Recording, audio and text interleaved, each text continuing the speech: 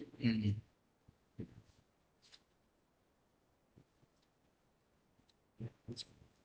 हाँ, तो अब दिखेगा इसमें।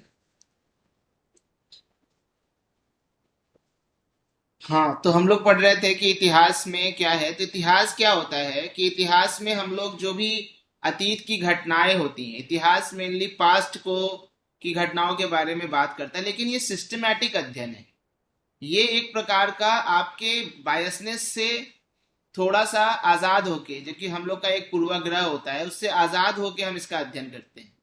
इसमें हम जो भी फैक्ट मिलता है, उन फैक्ट के आधार पर अपने व्यक्तिगत पूर्वाग्रहों से आजाद होकर इसका अध्ययन करते हैं कि हमें जो फैक्ट मिला है वो क्या कहता है, हमारा दिमाग क्या कहता है, या बचपन में हमारी हमें जो कहानी बताई गई थी वो क्या कहती है, ये नहीं, फैक्ट क्या कहता है ये हम जानने की कोशिश करते हैं। ठीक है।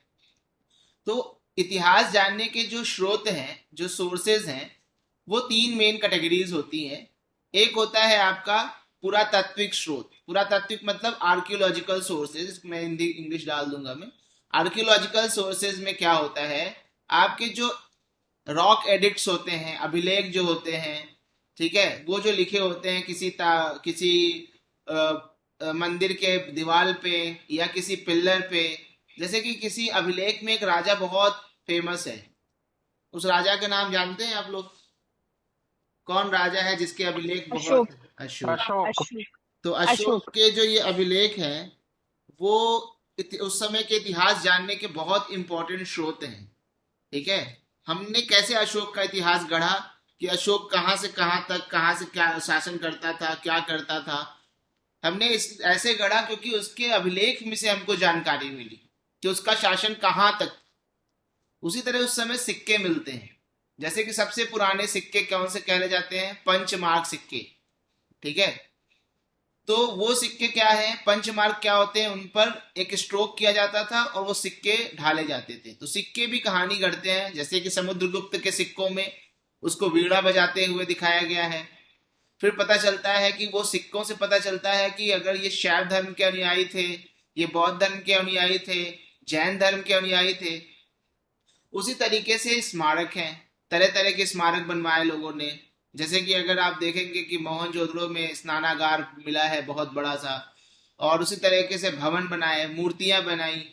ठीक है। चित्रकला बनाई। सबसे पहले मूर्ति किसकी बनी थी, अगर आप लोगों को पता है, कौन धर्म किस भगवान की बनी थी? ब्रॉन्ज। ब्रॉन्ज मूर्ति थी एंशियंट टाइम में। हाँ, सबसे शिव बड़ी। शिव। सबसे विष्णु जी, विष्णु जी।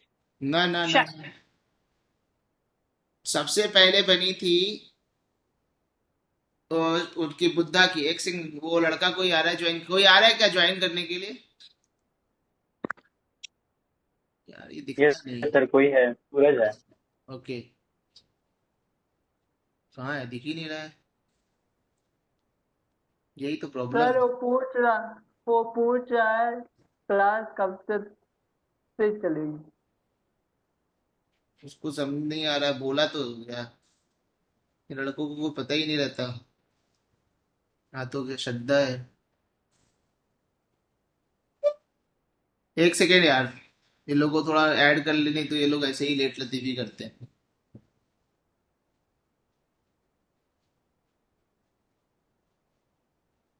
अब लोग एकदम क्लास के एग्जैक्ट टाइम पर ज्वाइनिंग पूछते हैं। चलो, मैं क्लास स्टार्ट करता हूँ। मैं थोड़ा स्क्रीन छोटी ही रखता हूँ, नहीं तो फिर दिखेगा कम से कम। ठीक है। एक मिनट।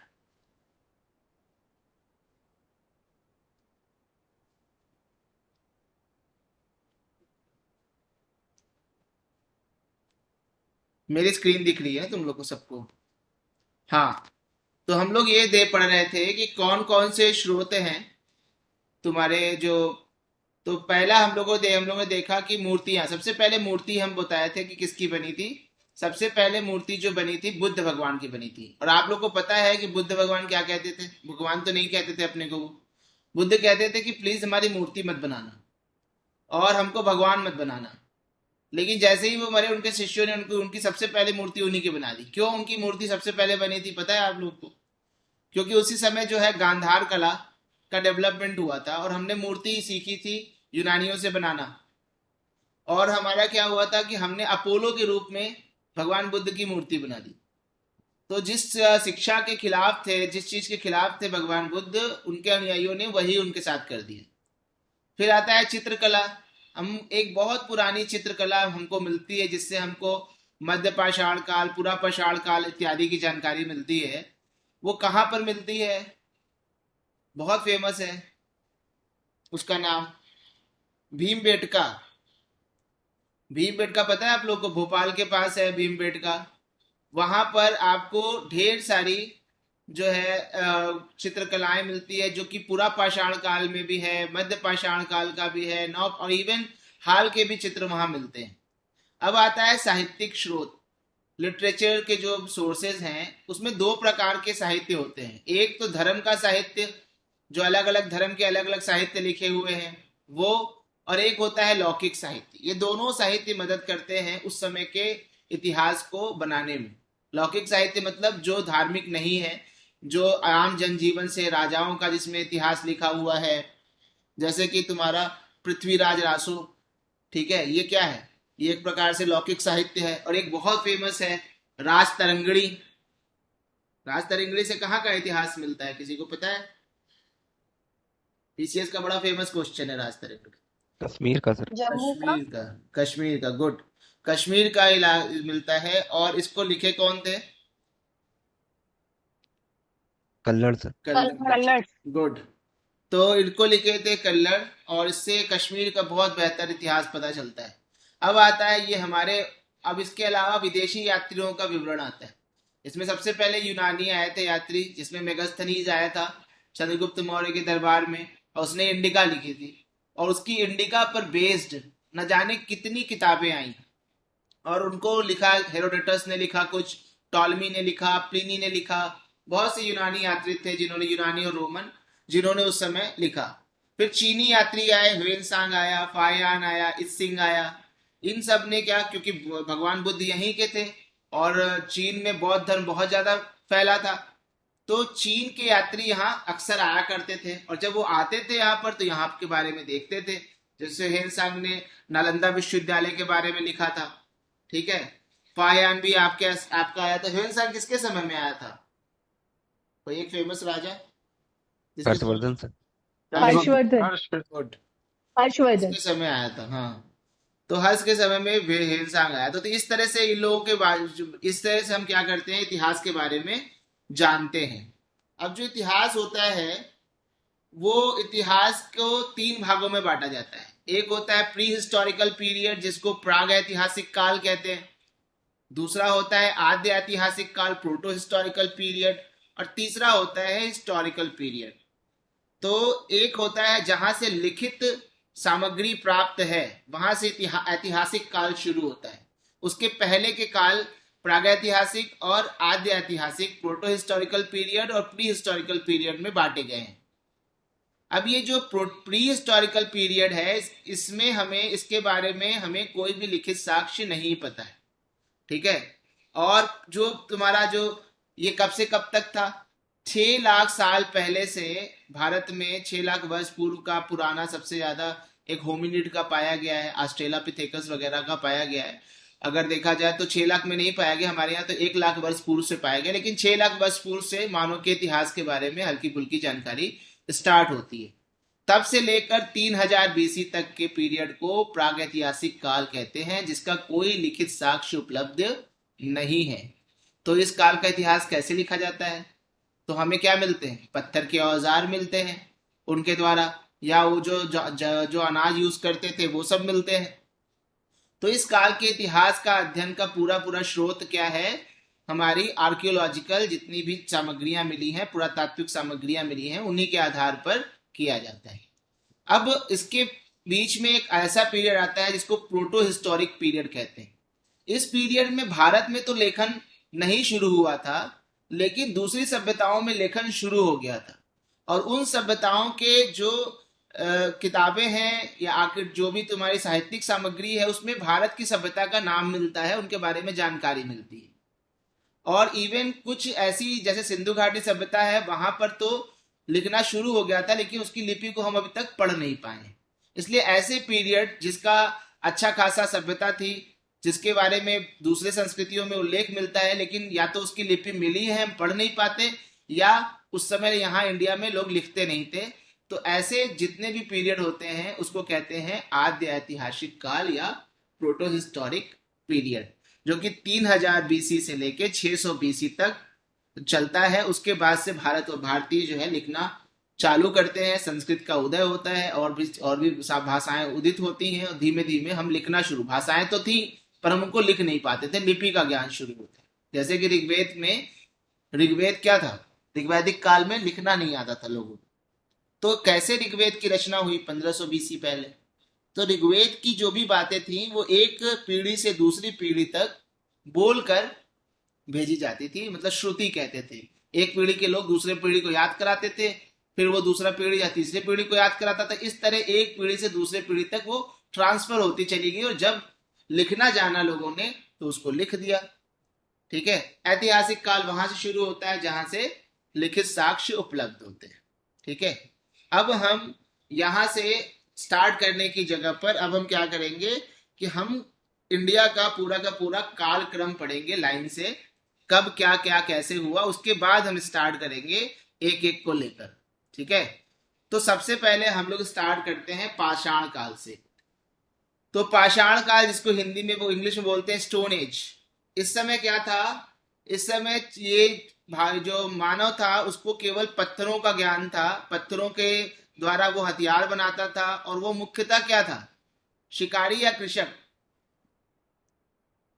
वो खेती करता था या शिकार? शिकारी। शिकारी। शिकारी था। तो वो शिकारी था, वो शिकार करके अपना खाना पीना इकट्ठा करता था, ये सब कुछ। और ये जो तुम्हारा पाषाण काल है इसको 3 भागों में बांटा जाता है, पैलियोलिथिक पूरा पाषाण काल, मेसोलिथिक मध्य पाषाण काल, और नियोलिथिक नवपाषाण काल। अब आप लोग हमको बताइए, आग की खोज इन तीनों में से किसमें हुई थी? बताइए। पूरा पाषाण काल। पूरा पाषाण काल, गुड। और पहिए का आविष्कार कब हुआ था? पूरा पाषाण। नवपाषाण। नवपाषाण। मध्य पाषाण। नौ। और पशुपालन कब शुरू हुआ था? बीच वाले में, मध्य पाषाण में। हाँ, सॉरी, मध्य पाषाण में। मेसोलिथिक में। और मेसोलिथिक इसको हमने ऐसे याद किया था भैया हाँ, कि सबसे पहले शिकार विकार होगा तो वो पहले वाले में हो जाएगा, और फिर पशुपालन होगा, फिर खेती होगी, तो ऐसे ही क्रम से आएगा 1 2 3 में। हाँ। तो ये सबसे पहले आपका जो है शिकार तो हमेशा से होता रहा, लेकिन धीमे धीमे इन लोगों ने क्या किया, शिकार में पशुपालन शुरू, पहले क्या किया कि जानवरों का शिकार करते थे, खाते थे, फिर उनमें से कुछ जानवर इनके यूजफुल लगने लगे, फिर उनका इन्होंने पशुपालन शुरू किया। और सबसे पहले जो जानवर था जिसको इन लोगों ने पाला था वो कौन सा जानवर था? कुत्ता। कुत्ता। हाँ, कुत्ता। कुत्ता था।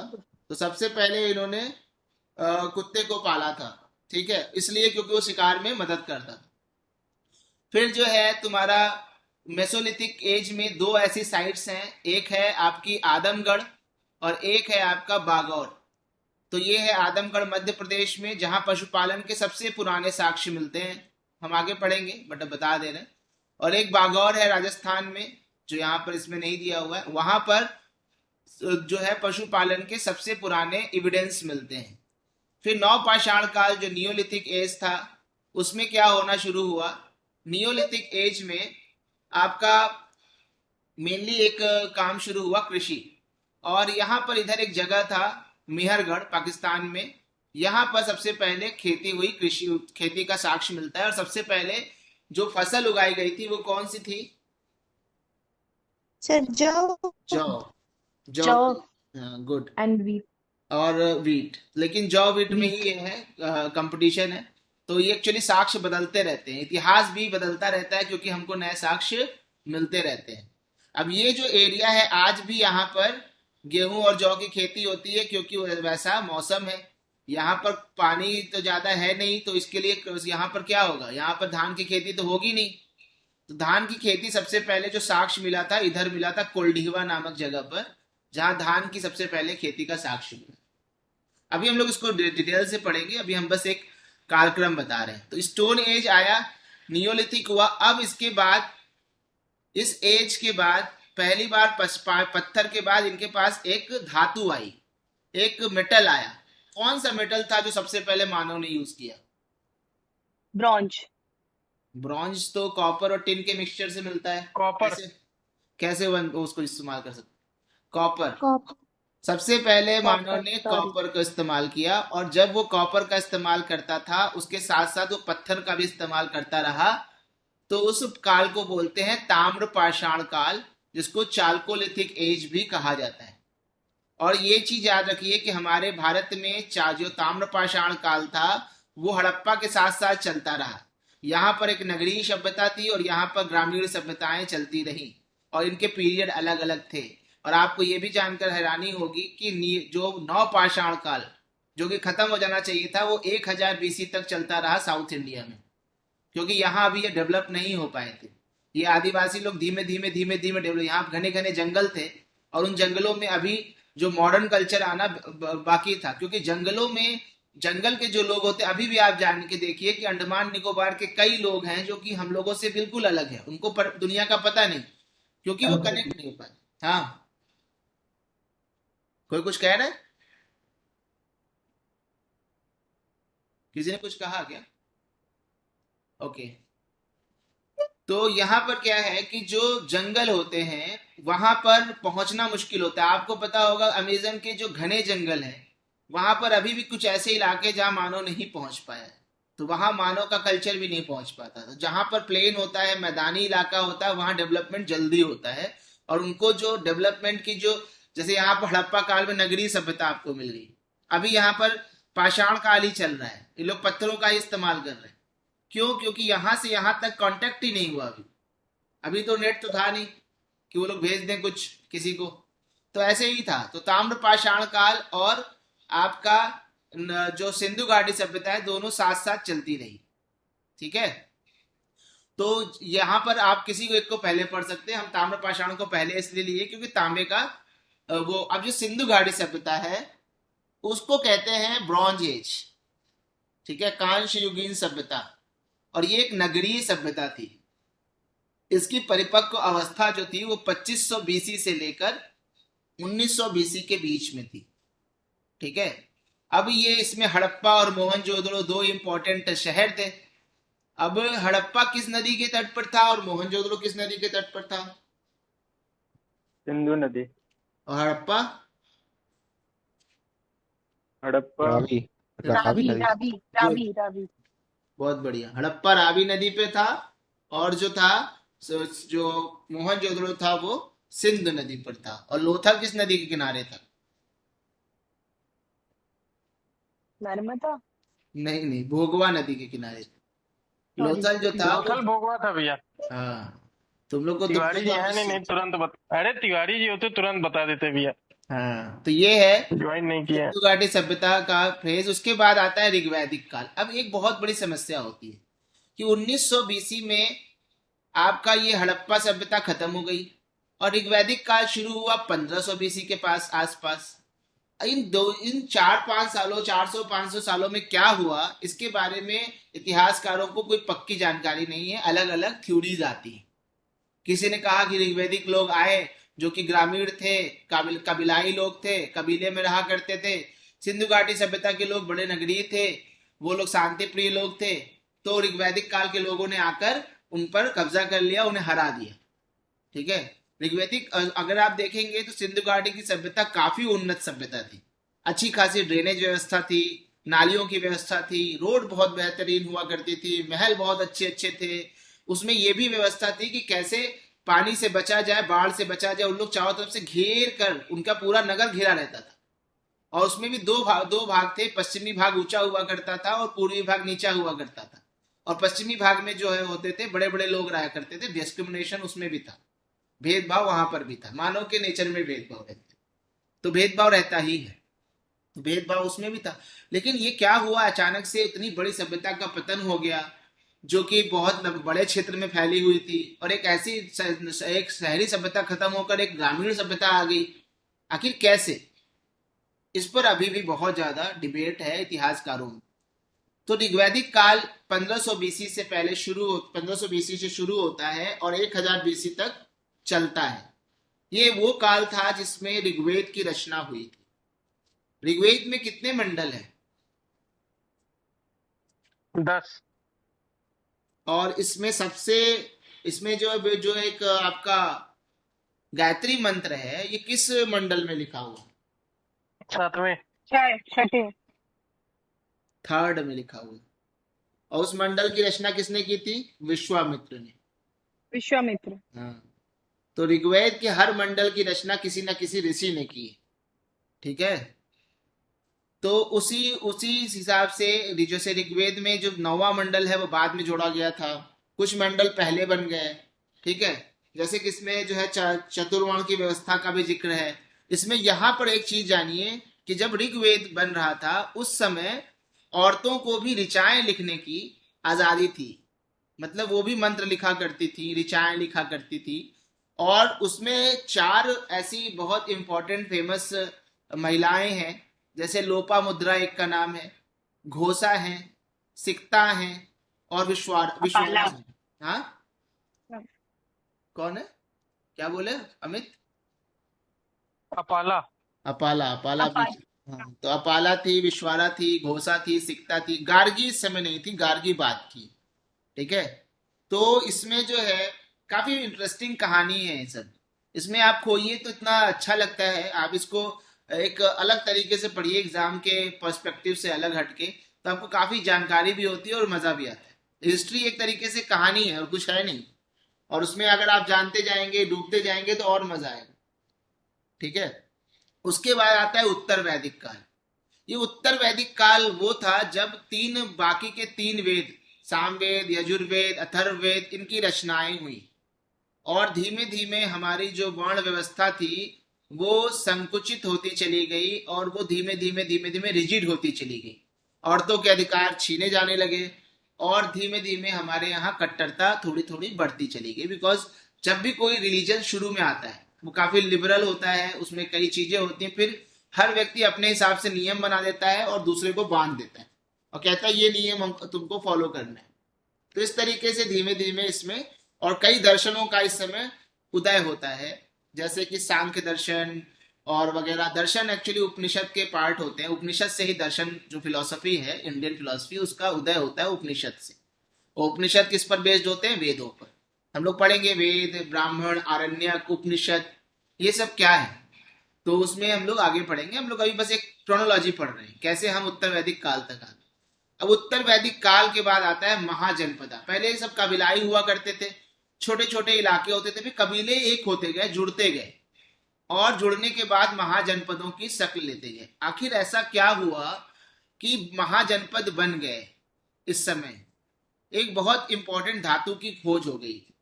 उस धातु का नाम था लोहा। 1000 बीसी के आसपास अतरंजी खेड़ा नामक एक जगह पर लोहे का ढेर सारा भंडार पाया जाता है। और लोहा आने के बाद इनके पास हथियार बनने लगे, ये जंगल साफ करने लगे और जंगल साफ करके ये ईस्ट की तरफ बसने लगे। और इन्होंने बड़े बड़े, जब इनके पास बड़े बड़े हथियार बनने लगे, जिनके पास जहां लोहे की सप्लाई ज्यादा अच्छी थी वहां पर बड़ी बड़ी किंगडम बनी। जैसे मगध के पास बहुत हाथी की सप्लाई भी बहुत अच्छी थी और घोड़े का और लोहे की सप्लाई भी अच्छी थी, और इसकी वजह से मगध सबसे बड़ी किंगडम में तब्दील हुआ। अब आप लोग हमें बताइए कि जो 16 महाजनपद थे इनका उल्लेख कहां पर हुआ है?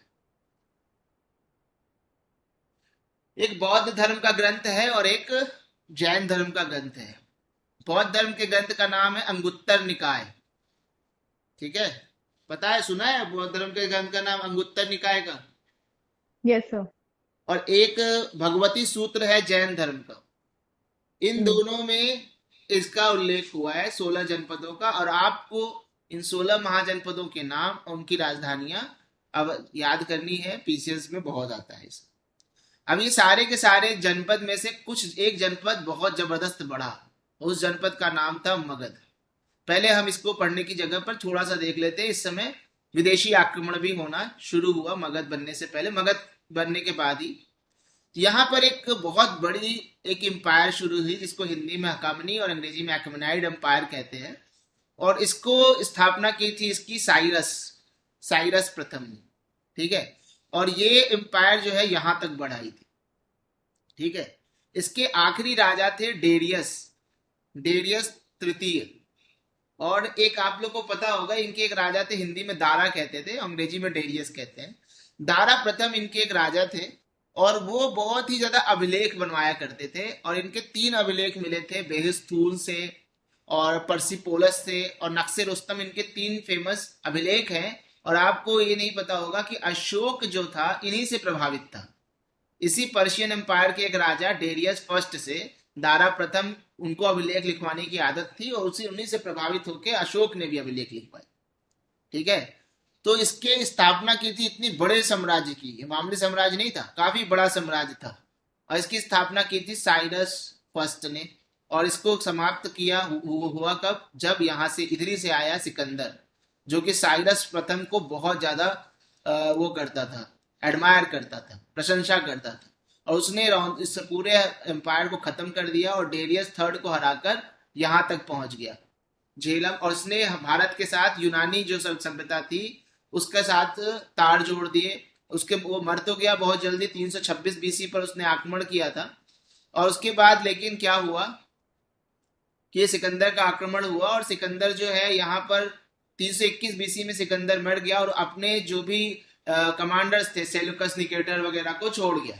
और उन्होंने यहाँ पर छोटे छोटे साम्राज्य बनाए जो कि आगे तक चलते रहे। बाद में यहाँ पर इंडो ग्रीक सभ्यता, इंडो ग्रीक आते हैं। तो ये तो विदेशियों का आक्रमण था। इसी बीच हमारे यहाँ सभ्यता बढ़ रही थी, उसी बीच विदेशी भी आक्रमण कर दिए। तो हमारे यहाँ हम पढ़ रहे थे कि वो जनपद जो थे उसमें से एक जनपद बढ़ा और उस जनपद का नाम था मगध साम्राज्य। और उसी समय एक इंपॉर्टेंट वंश का उदय होता है जिसका नाम था हर्यक वंश। हर्यक वंश में एक फेमस राजा होते हैं, शायद आप लोग नाम जानते हो उनका, जानते तो नहीं है पर अभी भूले होंगे। कौन थे वो राजा? बिंदुसार। बिंदुसार तो मौर्य वंश का था। Bimbisara, sorry, Bimbisara, sorry. बिंबिसार। ठीक है, बिंबिसार वो राजा थे और इन्होंने ही इसको मगध को काफी बढ़ाया। ठीक है। और आगे हम लोग पढ़ेंगे इस पर अच्छे से। लेकिन इनका एक लड़का था अजात शत्रु, उसने बिंबिसार की हत्या कर दी। और अजात शत्रु का भी एक लड़का था उदाइन। उदाइन ने कहा जाता है कि अजात शत्रु की हत्या कर दी। ठीक है। और इसी ने पाटलिपुत्र को बसाया था। ठीक है। पाटलिपुत्र को बसाकर उसको अपनी राजधानी बताया था किसने? उदाइन ने। और इस वर्ष के इसके जो आखिरी राजा थे वो नाग दशक थे, जिसको शिशुनाग वंश के शिशुनाग नामक एक उनका मंत्री हुआ करता था। मंत्री को उस समय अमात्य कहा जाता था। तो उसने इसको मारकर शिशुनाग वंश की स्थापना की थी। ठीक है। और इसी शिशुनाग वंश का एक राजा था कालाशोक। जिन्होंने भी पुराना पढ़ा होगा, द्वितीय बौद्ध संगीति वहीं हुई थी। कालाशोक की राजधानी वैशाली में हुई थी। ठीक है। तो कालाशोक इसी वंश का था, शिशुनाग वंश का। फिर इस वंश का अंतिम राजा जो था नंदीवर्धन, उसकी हत्या कर देता है महापदम नंद और नंद वंश की स्थापना होती है, जिसके आखिरी राजा कौन होते हैं वो तो पता ही होगा आप लोगों को। घनानंद। हाँ, घनानंद। और इसी घनानंद के समय में कौन आक्रमण करता है? सिकंदर। सिकंदर। सिकंदर मौर्य वंश के उसमें आक्रमण नहीं करता। सिकंदर जब घनानंद थे तब आक्रमण करता है। ठीक है। और सिकंदर का ही एक, घनानंद का ही एक अमात्य होता है राक्षस, बड़ा फेमस होता है। और उस राक्षस से चाणक्य की बड़ी लड़ाई रहती है। चाणक्य का अपमान यही घनानंद करते हैं और यही अपमान उनके पतन का कारण बनता है। और चंद्रगुप्त मौर्य का जन्म होता है और नंद वंश समाप्त होता है और एक बहुत बड़े वंश का उद्भव होता है जिसका नाम होता है मौर्य वंश। ठीक है। और मौर्य वंश की स्थापना करते हैं चंद्रगुप्त मौर्य।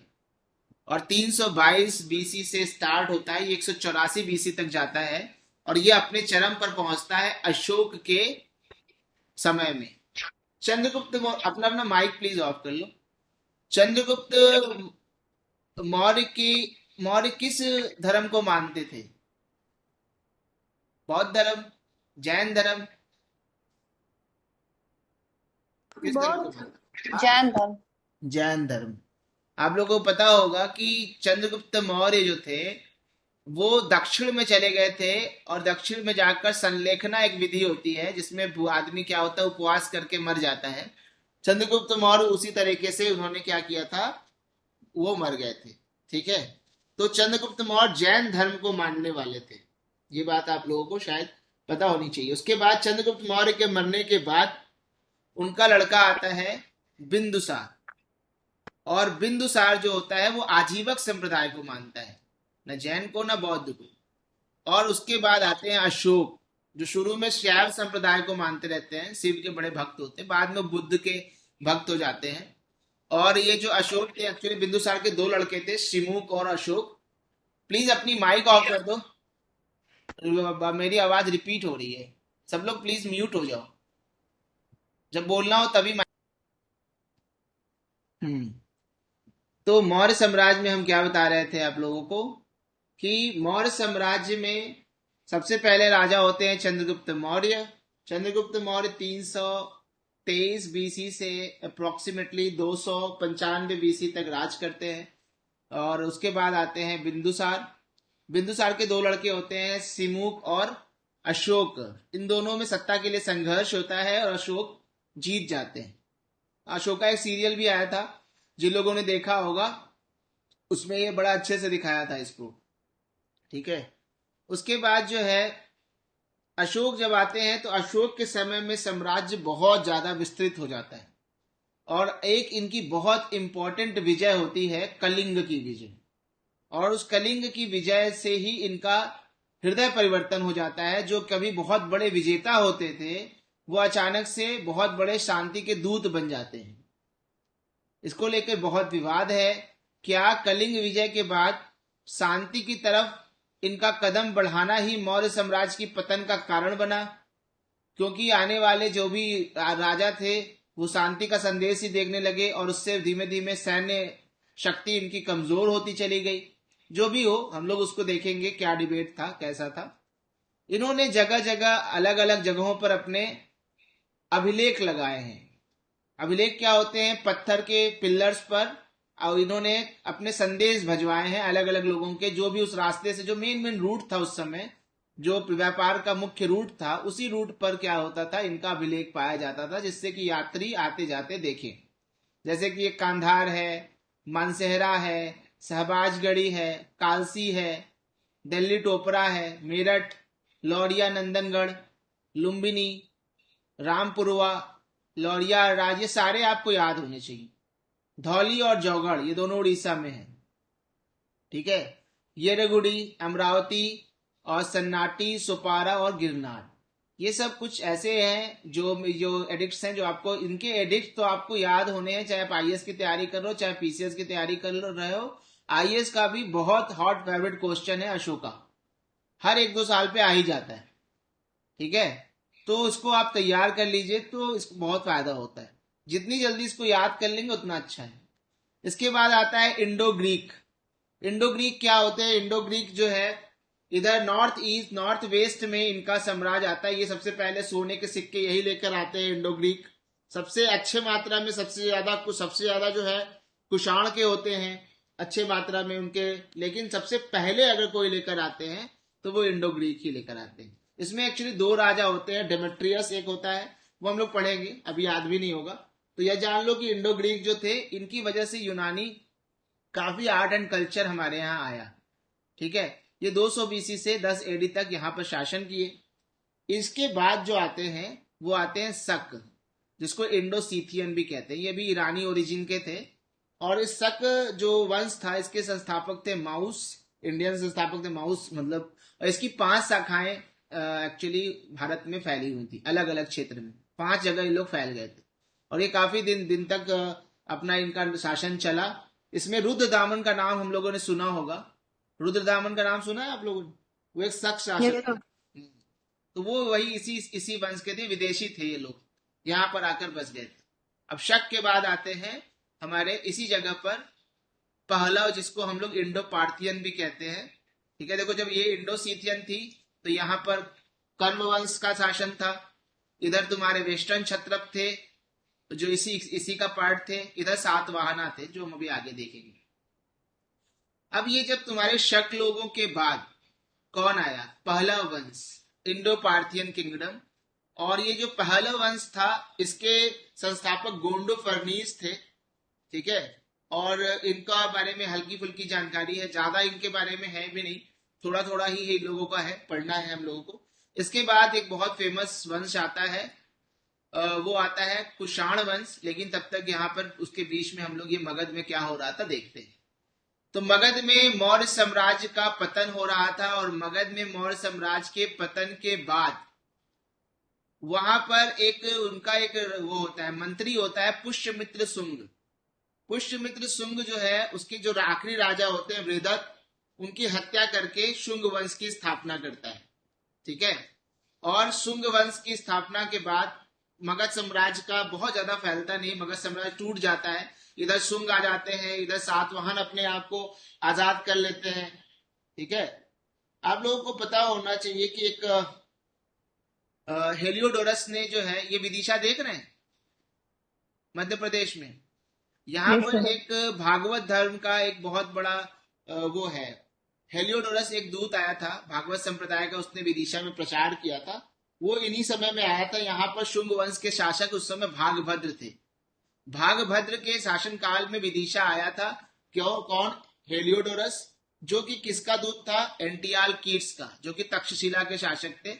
वहां से वो आया था और आकर यहाँ पर भागवत धर्म का उसने प्रचार प्रसार किया। ये बहुत फेमस क्वेश्चन भी है, बहुत बार आता है, ठीक है। उसके बाद हम लोग शुंग वंश के बाद आते हैं। जब शुंग वंश खत्म होता है तो शुंग वंश के जो आखिरी राजा होते हैं देवभूति, उनकी हत्या करके कण्व वंश जो है, वहां पर कण्व वंश का शासन होता है। और इधर सातवाहन अपने आप को आजाद कर चुके रहते हैं। इधर इंडो ग्रीक, इंडो सीथियन, ये सब भी धीमे धीमे आते हैं। कलिंग, इधर चोल, पांड्य, चेद, संगम, अभी हम लोग पढ़ेंगे संगम। संगम युग का प्रादुर्भाव होता है, संगम युग आगे आता है। फिर आता है कुषाण वंश, जो हम लोग विदेशियों का देख रहे थे। तो एक सबसे फेमस विदेशी जो आए भारत में वो थे कुषाण वंश के शासक, ठीक है। तो कुषाण वंश का सबसे फेमस शासक तो आप लोग जानते ही होंगे, कौन है? बताइए। कनिष्क। कनिष्क। इसके समय में एक बहुत फेमस बौद्ध संगीति हुई थी कनिष्क के समय में। कौन सी? दूसरी, तीसरी, चौथी, 4 हुई थी। चौथी हुई थी। कहाँ पे हुई चौथी। थी? वेयर? कहाँ हुई थी? कश्मीर में हुई थी क्या भैया? देखो उधर ही है, कश्मीर साइड ही तो टहल रहे, देख रहे हो? कश्मीर में हुई थी, कुंडल वन। तुम देख रहे हो ये जो कुषाण एम्पायर है, ये कहीं बहुत इंपॉर्टेंट रूट पर है। ये सिल्क रूट पे दिख रहा है तुम्हें? सिल्क रूट पर। Yes. Old silk route. तो ये जो सिल्क रूट पर अगर है, तो सपोज कर लो जो भी ट्रैवलर आएगा इनको चुंगी देगा, पैसा देगा, तभी तो जाके करेगा। तो इनके पास वेल्थ बहुत तगड़ी होगी कि नहीं होगी? तो कुषाण वंश के पास बहुत जबरदस्त वेल्थ थी, और इसी वजह से इनके सोने के सिक्के भी बहुत ही ज्यादा वो थे, शुद्ध थे, ठीक है। इसका इनके में कुजाल कुड फिशर्स, विम कट फिशर्स हम लोग पढ़ेंगे वो कौन कौन थे। तो अभी बस कनिष्क को जान लो। हम बस एक लिंक बना रहे हैं कैसे कैसे क्या क्या हो रहा था, जिससे कि तुम्हें पता चले कि भारत में चल क्या रहा था। फिर आता है सातवाहन वंश साउथ में, और इस वंश की स्थापना करते हैं सिमुक। नाम सुने हो सिमुक का कभी?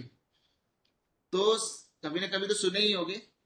तो सातवाहन वंश जो थे उनका सिमुक, और इसके एक बहुत बड़े फेमस राजा थे सातकर्णी प्रथम, गौतमी पुत्र सातकर्णी, ये लोग फेमस थे। तो सातवाहन वंश एक बड़ा वंश था, और इस समय चोल, चेर, पांड्य, इधर संगम युग भी शुरू हो गया था। तो संगम युग कुछ और नहीं था। चोल, चेर, पांड्य उसमें बहुत बड़े शासक नहीं हुआ करते थे, छोटे छोटे थे। बाद में चोला साम्राज्य 9वीं शताब्दी में बहुत बड़ा हो जाएगा, राजराज या राजेंद्र प्रथम के समय में। उस समय वो यहां तक चला जाएगा, इंडोनेशिया तक पहुंच जाएगा। उसकी जो नौसेना थी राजेंद्र प्रथम की, वो बहुत तगड़ी थी, ठीक है। जिसको दिख नहीं रहा हो वो लोग अपनी अपनी स्क्रीन में जूम कर सकते हैं इसको, ठीक है। आप लोग की स्क्रीन में जूम का ऑप्शन रहता है, पता है?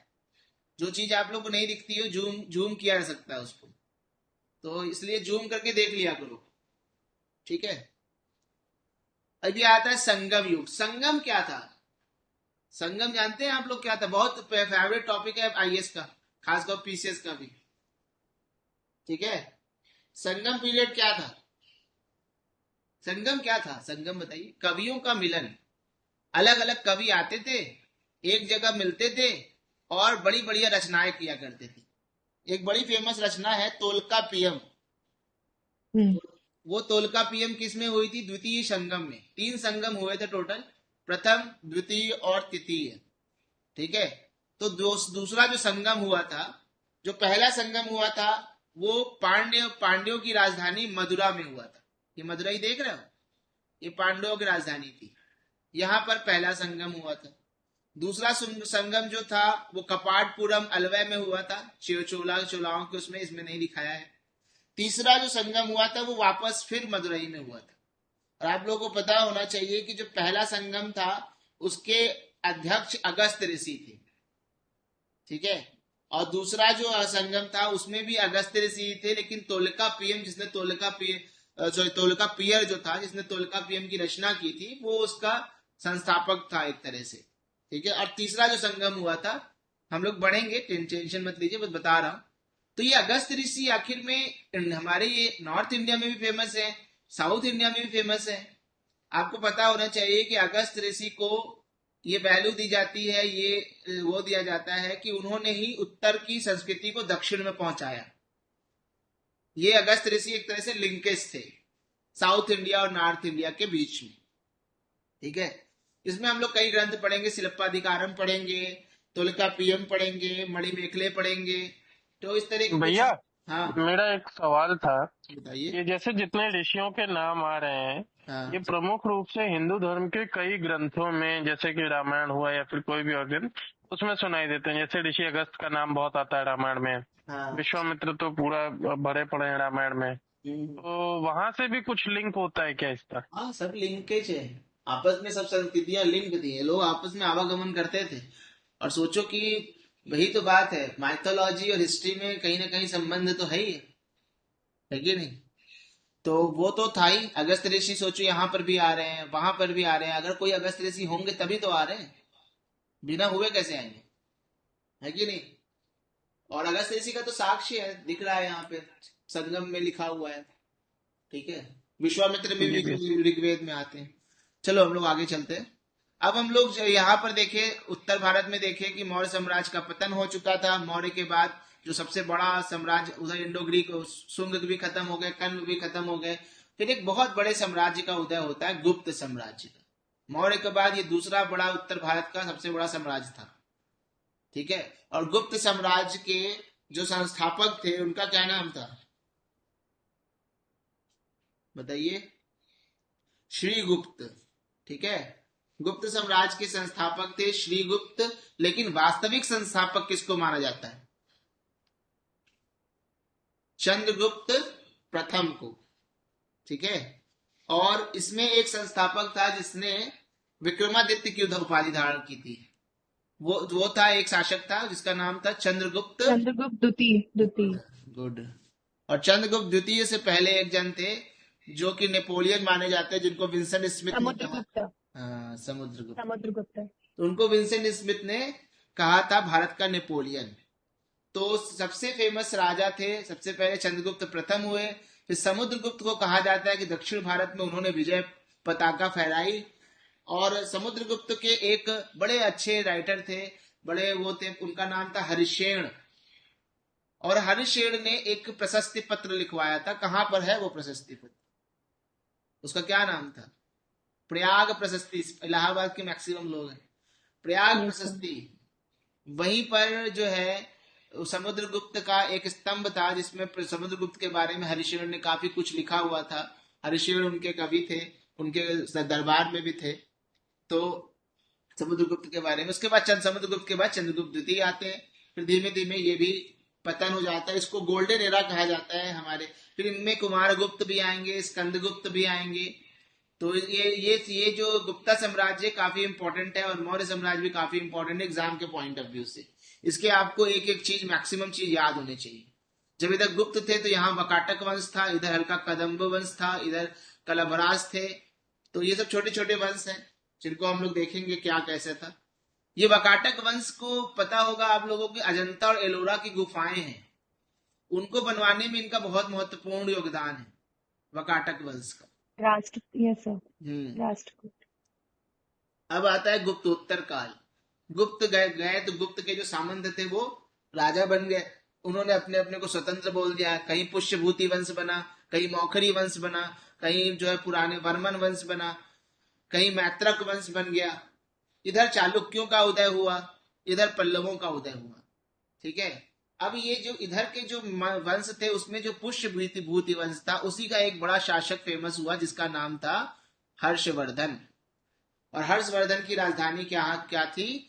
स्थानेश्वर, जिसको बाद में उसने कन्नौज ट्रांसफर कर दिया था। और जब हर्षवर्धन कन्नौज ट्रांसफर करेगा, एक समय आएगा कन्नौज के लिए बड़ी जबरदस्त लड़ाई होगी, 3 घरानों के बीच में एक युद्ध होगा और उस युद्ध को कहते हैं ट्राइपार्टेट स्ट्रगल, त्रिपक्षीय संघर्ष, और जो 100 साल से भी ऊपर चलेगा। कभी कन्नौज गुर्जर प्रतिहारों के हाथ में आएगा, कभी पालों के हाथ में आएगा, कभी राष्ट्रकूटों के हाथ में आएगा, वो हम लोग देखेंगे। तो ये देखते हैं कि इधर आता है एम्पायर ऑफ हर्षा, हर्षवर्धन। इनके एक बहुत बड़े फेमस राज दरबार थे, मतलब दरबारी कवि थे, नाम आप लोगों को पता होना चाहिए। कौन थे? बाणभट्ट। बाणभट्ट सर। गुड। उन्होंने किसकी रचना की थी? हिंदी साहित्य। उसने किसकी रचना की थी? बाणभट्ट ने। सौरभ? कादंबरी की रचना की थी। ठीक है। तो बाणभट्ट जो थे, इवन हर्षवर्धन ने भी 3 किताबें लिखी हैं, ऐसा कहा जाता है।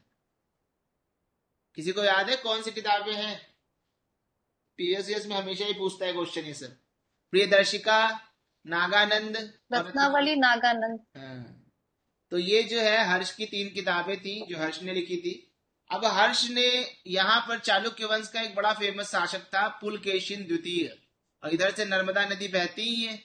अब इन दोनों के बीच में हुआ, इसने सोचा कि हम जरा साउथ में जाएं, और पुलकेशिन द्वितीय से हो गया सामना, और पुलकेशिन द्वितीय ने इसको हरा दिया। 610 ईस्वी के आसपास की बात है, और उसने हर्षवर्धन को हरा दिया।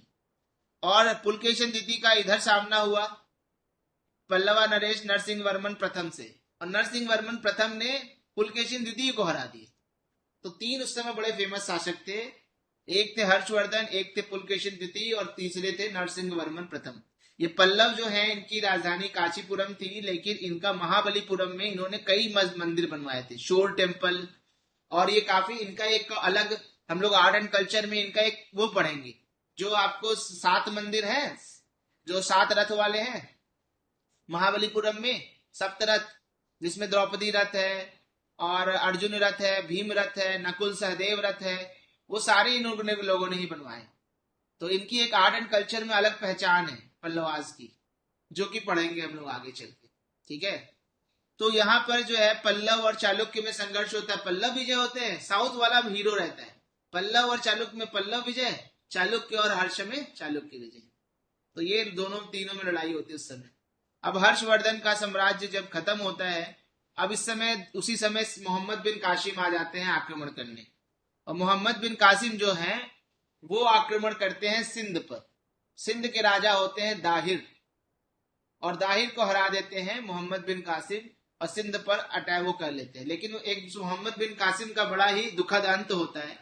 मोहम्मद बिन कासिम वापस जाते हैं तो खलीफा जो है उनको मृत्यु दंड दे देता है, वजह हम बाद में बताएंगे क्या थी। ठीक है।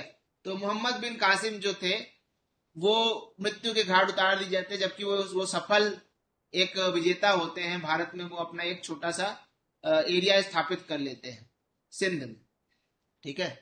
और उस समय जब मोहम्मद बिन कासिम आते हैं तो इधर तुम्हारा चालुक्यों का शासन रहता है। अब ये यहाँ पर चालुक्य हटेंगे ना, वहीं पर राष्ट्रकूट पैदा होंगे, और जहां पर अभी हर्षवर्धन हटेगा वहां गुर्जर प्रतिहार पैदा होंगे, और उधर बंगाल में पाल पैदा होंगे।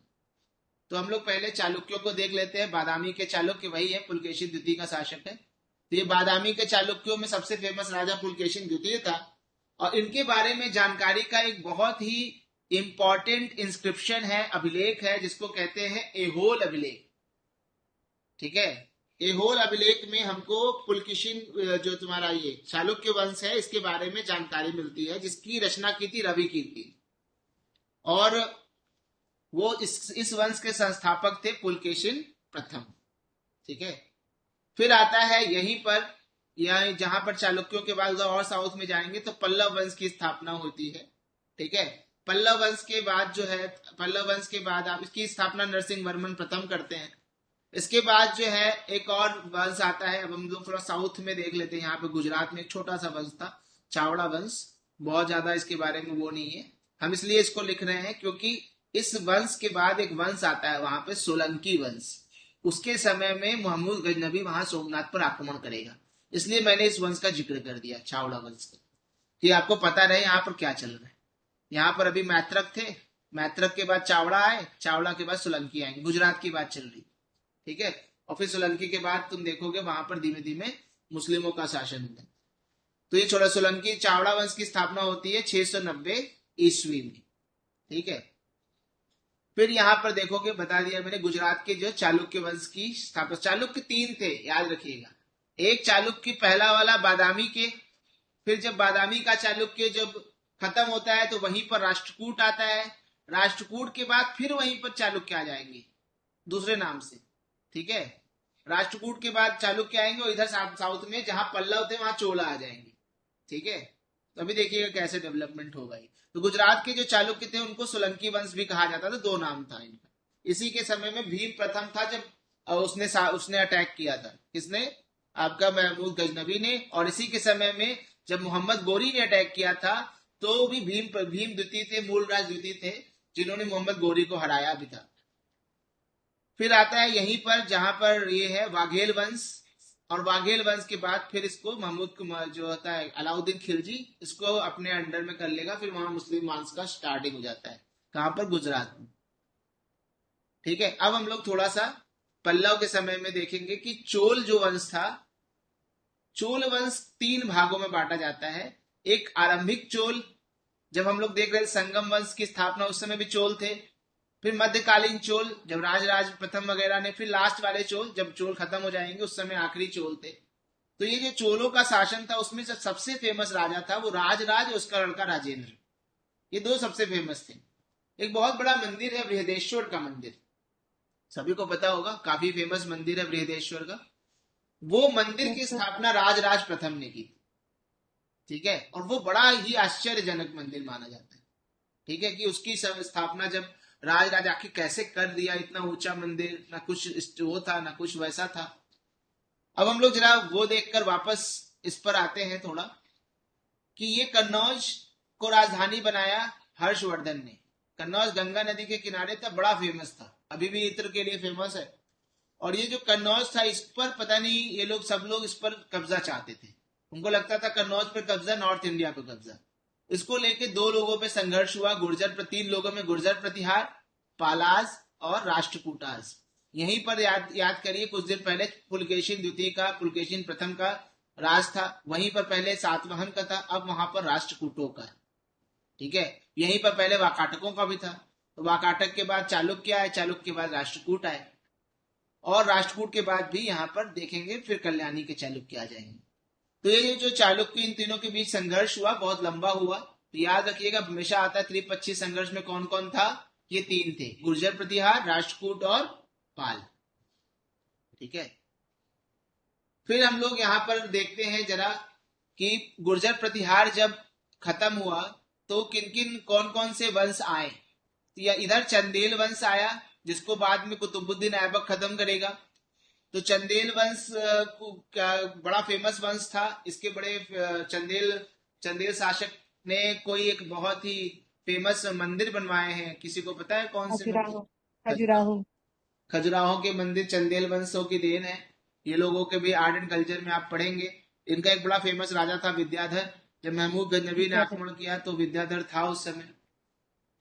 तो इस तरीके से ये चंदेल वंश आएगा, और इधर यहाँ पर देखेंगे आप परमार वंश आएगा। ठीक है, ये सब गुर्जर प्रतिहार के सामंत थे जो बाद में आजाद हुए। अब हमने बताया था कि जहां पर राष्ट्रकूट होंगे वहीं पर बाद में कल्याणी के चालुक्य आएंगे, जिनको पश्चिमी चालुक्य कहा जाता था, वो यहाँ पर आएंगे। ये एक क्रोनोलॉजी बस बता रहे हैं कि आप लोग लिंक कर सको क्या हो रहा था, कैसे डेवलप हो रहा था, जिससे हम बाद में कहानी को बेहतर ढंग से दिखा पाए। अब आता है महमूद गजनबी का आक्रमण। 1001 से लेके 1027 तक लगातार 26-27 बार आक्रमण करता है, और ये जो महमूद गजनवी होता है वो सबसे पहले हराता है हिंदू शाही वंश के राजा जयपाल को, ठीक है। फिर यहाँ पर सोलंकी वंश के राजा भीम प्रथम को भी हराता है, और यहाँ पर संयुक्त सेना को भी हराता है। मथुरा तक भी आक्रमण करता है, कन्नौज तक पहुंच जाता है और खूब लूटता है। न जाने कितने मंदिर लूटता है, न जाने कितने राजाओं को लूटता है और लूट कर लेकर चला जाता है, ठीक है। इसकी भी बड़ी कहानी है।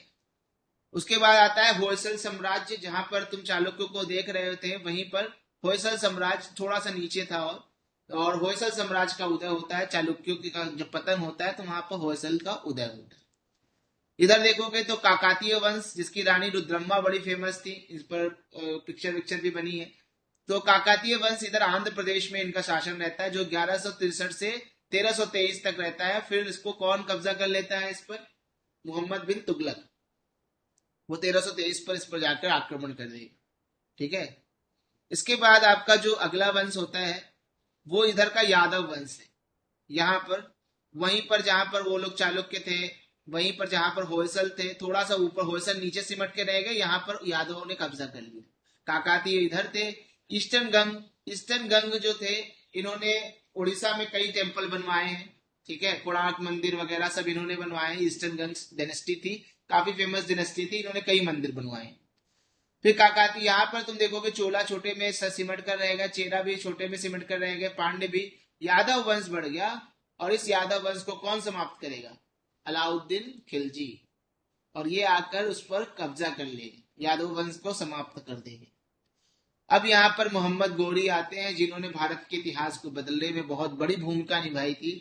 और ये जो है आते हैं 1175 में, पहली बार आक्रमण करते हैं गुजरात में, तो वहां तो हार जाते हैं, वहां पर भीम द्वितीय को हरा देते हैं। फिर ये वापस आते हैं 1191 में, फिर आक्रमण करते हैं, तो हमारे पृथ्वीराज चौहान भी इनको हरा देते हैं तराइन के प्रथम युद्ध में।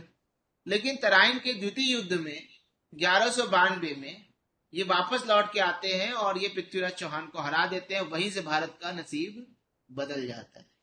और उसके बाद से जब ये आते हैं तो ये बसना शुरू करते हैं। गजनवी आया था, लूट के गया था, बट ये बसना शुरू कर देते। 1206 में जब ये मर जाता है मोहम्मद गौरी, तो उसके 3 बड़े सरदार होते हैं। एक का नाम होता है यल्दोज, एक का नाम होता है कुबाचा, और एक का नाम होता है कुतुबुद्दीन ऐबक। तो ये जो इधर का एरिया था, इधर एल्दौश को मिला, इधर सिंध का इलाका कुबाचा को मिला, और ये इंडिया का इलाका कुतुबुद्दीन ऐबक को मिला। अब कुतुबुद्दीन ऐबक के पास ये तीनों इंपॉर्टेंट, ये तीनों आपस में बराबर मानते थे एक दूसरे को। 1210 में कुतुबुद्दीन ऐबक मर जाता है और फिर शासक बनता है उसका लड़का आराम शाह कुछ समय के लिए। फिर वो भी उसको इल्तुतमिश हरा देता है, जो कि कुतुबुद्दीन ऐबक का गुलाम रहता है। और कुतुबुद्दीन ऐबक किसका गुलाम रहता है? मोहम्मद गौरी। अब ये इल्तुतमिश क्या करता है, इन दोनों को हरा देता है या इनसे पार पा लेता है। और उसके बाद इल्तुतमिश धीमे धीमे करके अपना सत्ता बढ़ाता है। और इल्तुतमिश के बाद शासिका बनती है वो फेमस रजिया। 1236 ईस्वी में, 1236 से 1240 4 साल तक वो शासिका रहती है रजिया। और ये अपने आप में एक अजीब सी घटना थी कि एक मुस्लिम साम्राज्य में एक महिला ने शासन को अपने हाथों में लिया और आखिर में वो पैट्रियार्की का शिकार हो गई। पुरुष उसको पसंद करते नहीं थे, क्योंकि पुरुष वस्त्र पहनना करती थी और शासन में आया करती थी, तो पुरुष कैसे उस समय पचाएंगे। तो आखिर में 1240 में उसका पतन हो ही गया, ठीक है। उसके बाद तुम्हारा यहाँ पर जो 1206 में वंश बनता है उसको कहते हैं मामलूक वंश। मामलूक क्या होते थे? वो लोग गुलाम थे, तो गुलामों का वंश बना। जैसे कि कुतुबुद्दीन ऐबक गुलाम था, फिर इल्तुतमिश शासक बना, वो भी गुलाम था, फिर बलबन शासक बना, वो भी गुलाम था। तो 1290 तक जब तक खिलजी वंश शुरू नहीं हुआ, ये गुलामों का वंश चलता रहा। बहुत ज्यादा इन्होंने अपने साम्राज्य को बढ़ाने में ज्यादा जोर नहीं दिया, बस उसको स्टैब्लिश वो कर रहे थे कि हमारा साम्राज्य सुदृढ़ हो सके। मामलुक वंश नहीं चाहता था कि साम्राज्य बहुत बढ़े। फिर आता है खिलजी वंश। जलालुद्दीन खिलजी खिलजी वंश की स्थापना करता है 1290 में। और उसे क्या पता था, जिस भतीजे को हम पाल रहे हैं वही मेरा हत्या कर देगा। जलालुद्दीन खिलजी का भतीजा अलाउद्दीन खिलजी होता है, और वो जलालुद्दीन खिलजी की लड़की की शादी भी अलाउद्दीन खिलजी से होती है। तो 2 रिश्ते होते हैं, ससुर भी होते हैं जलालुद्दीन खिलजी और चाचा भी होते हैं। और जलालुद्दीन खिलजी काफी उदार हृदय का माना जाता था, तो वो इसके बहकावे में आ गया और बाद में कड़ा के पास जो है मणिकपुर कड़ा के पास उसको मार दिया अलाउद्दीन खिलजी ने, जलालुद्दीन खिलजी को। और इसी अलाउद्दीन खिलजी ने दिल्ली सल्तनत को दक्षिण तक ले गया। पहला राजा था जो विंध्य को पार करके इधर की तरफ ले गया भारत, उत्तर भारत की सत्ता को बाद में मध्यकाल में। और इसने सबसे पहले देवगिरी पर आक्रमण किया और उसकी राजधानी दौलताबाद पर कब्जा किया। इधर वारंगल पर आक्रमण किया। द्वार समुद्र, होयसल की राजधानी द्वार समुद्र भी पहुंच गया और पांड्यों की राजधानी मदुरई भी पहुंच गई। और ये गुजरात में भी पहुंचा था। और गुजरात में जब ये पहुंचा है तो गुजरात में जब इसने सबसे पहले आक्रमण किया था तो वहां पर उसको एक हिजड़ा मिला था जिसका नाम था मालिक कफूर। मालिक कफूर इसका सबसे बड़ा विश्वास पात्र बना बाद में। और मालिक कफूर जो था इसने सेनापति बना और दक्षिण के अभियान में इसी मालिक कफूर ने महत्वपूर्ण योगदान दिया। और ये कहां तक पहुंच गया आप देख सकते हैं, मदुरा तक पहुंच गया, पांड्यों की राजधानी जहां जल्दी कोई राजा नहीं पहुंचता था। अलाउद्दीन खिलजी वहां, और इस अभियान में उसको ढेर सारा सोना मिला और इसी सोने की वजह से उसको अपनी शासन को स्ट्रॉन्ग करने में मदद मिली। फिर आता है तुगलक वंश। सबसे बड़ा साम्राज्य तुगलक वंश का ही होता है और इसी वंश के, तुगलक वंश के समय में ही पहली बार कई ढेर सारे नए नए साम्राज्य भी बनते हैं। तो मोहम्मद बिन तुगलक के समय में सबसे बड़ा साम्राज्य होता है और मोहम्मद बिन तुगलक के समय में ही टूटना शुरू हो जाता है। तो तीन फेमस राजा होते हैं, गयासुद्दीन तुगलक, मोहम्मद बिन तुगलक और फिरोज शाह तुगलक। अब हम लोग देखेंगे कैसे कैसे इनमें टूटते हैं। तुगलक वंश के समय में ही टूटना शुरू होता है और ये देखिए नए राज्य बनते हैं। बंगाल टूट जाता है, बंगाल सल्तनत बनती है। सैयद वंश छोटा सा यहाँ रह जाता है।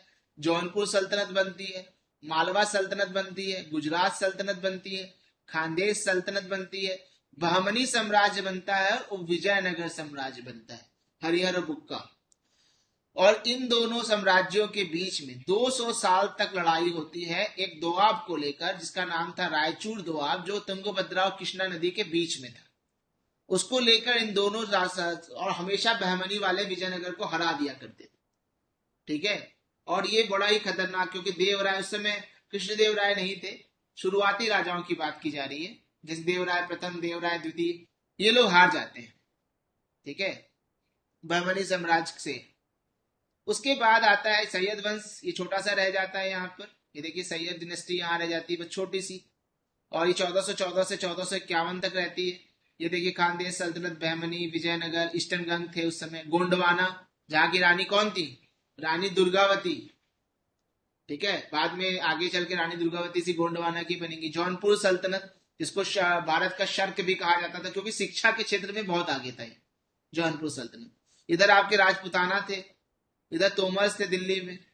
तो इस तरह से धीमे धीमे आपकी सल्तनत खत्म होती जाए। फिर आता है लोधी वंश, जिसके 3 शासक होते हैं। सबसे पहले बहलोल लोधी, फिर सिकंदर लोधी और लास्ट में इब्राहिम लोधी। इब्राहिम, और इस इब्राहिम लोधी को कौन मारेगा, बाबर, बाबर। 1526 में पानीपत के प्रथम युद्ध में। ठीक है, उसके बाद ये आता है मुगल वंश। हम लोग मुगल तक पहुंच गए और मुगल वंश 1526 से लेके 1857 तक रहता है। मेनली 1707 तक रहता है जब औरंगजेब मर जाता है, उसके बाद विघटन शुरू हो जाता है। शुरू में बाबर इतना ही जोड़ता है, फिर अकबर यहां तक जोड़ता है और फिर औरंगजेब यहां तक जोड़ता है। सबसे बड़ा साम्राज्य किसका होता है, औरंगजेब का। औरंगजेब और अशोक के साम्राज्य की तुलना होती है, किसका बड़ा था। इन लोगों में बड़ा कंटेम्प्रेरी में क्वेश्चंस भी आते हैं। तो ये थे तुम्हारे पूरे भारत का इतिहास 1857 तक शुरू से लेकर। मैंने कोशिश किया कि जोड़ के आप लोगों को बता सकूं जिससे आप इसको रिवाइज कर सको, समझ सको क्या क्या हुआ। अब इसमें हम लोग डाटा डालते जाएंगे और पढ़ते जाएंगे। अभी आप लोग इसको एक बार मैं इसका पीडीएफ भेज दूंगा जहां तक पढ़ाया है। आप लोग एक बार इसको देखिएगा, रिवाइज करिएगा और इसको दिमाग में बैठाने की कोशिश करिएगा, रिफ्लेक्ट करने की कोशिश करिएगा। वीडियो डाल देंगे, उस वीडियो को देख सकेंगे। अगर आपको दोबारा कहानी सुननी है या जो भी करना है तो धीमे धीमे आपको आपके दिमाग में बैठ जाएगा। कल और परसों 2 दिन पॉलिटी की क्लास होगी, फिर फ्राइडे को आपकी करंट की क्लास होगी, फिर मंडे को हम वापस हिस्ट्री में आएंगे। ठीक है, चलिए फिर क्लास यहीं तक, बाय बाय। आज का सेशन यहीं तक रहा। नमस्ते। नमस्ते सर।